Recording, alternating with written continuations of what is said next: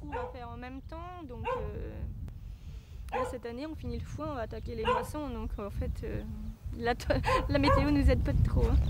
Alors sinon, il faut qu'on parte quand il pleut. Non, mais... Partir au ski. Écoute, hein. Moi, je suis installée avec mon conjoint depuis décembre 2014, suite après la formation 2013-2014. Alors nous, notre lait en qualité, on va en fromage principalement. En laiterie, on est chez Réo. Ils demandent un cahier des charges à respecter, au moins 50% de race en moins. C'est ta pote? C'est ma pote, par exemple, en voilà une. Elle adore les gratouilles ici. Ben oui. Donc troupeau calme. Hein.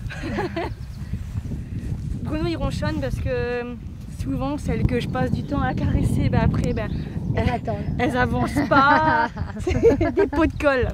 Et vous avez tout découvert en fait? Ah, tout découvert, hein. Mais mon père était charcutier boucher, ma mère travaillait dans les écoles. Ça n'a pas été trop compliqué de prendre ta place hein, dans une structure familiale hein? Pas toujours facile de trouver sa place parce qu'on a peur de prendre la place de l'autre. Donc en faisant l'installation petit à petit, ma belle-mère a pu lâcher progressivement le travail et me laisser un peu plus la main. Et comme ça, quand moi, au bout d'un an, j'ai pu vraiment être... Il y a eu un transfert de responsabilité progressif? Oui, progressivement, oui. Est-ce que tu arrivais à trouver dans la formation des choses que tu arrivais à transposer? Oui, ça m'a aidé. Et puis j'ai fait mon stage en plus sur l'exploitation. Donc j'ai pu travailler sur mes chiffres, j'ai pu travailler sur mes résultats, donc déjà ça m'a mis bien dans le bain pour mon installation après. La formation, l'installation, qu'est-ce que... On apprend sur le terrain beaucoup, mais si on n'a pas les bases, on ne va pas avancer assez vite, je trouve. Et puis ça permet aussi de faire du contact, de voir les éleveurs, de communiquer, de ne pas être perdu quand il y a un commercial qui vient et se demander mais qu'est-ce qu'il me raconte? Aussi bien l'informatique pour au niveau des déclarations, plein de choses. Sinon, on est perdu et on est un peu isolé. On n'a pas l'impression d'être associé du coup.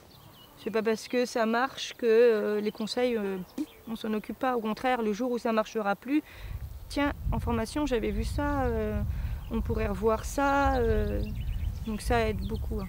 On voit bien dans les visites les gens qui ont, les dames qui sont prêtes à repartir en retraite, qui ont des douleurs partout. Déjà la traite c'est toujours pareil, mais ouais, éviter tout ça, l'équipement, moi je trouve ça, il y a des choses qu'on a vues et qui étaient bien. Pour être plus efficace? Plus efficace et puis être plus libre aussi par rapport aux enfants. Moi j'ai 3 enfants, donc au niveau des horaires, avant par exemple, les veaux étaient élevés au lait doux.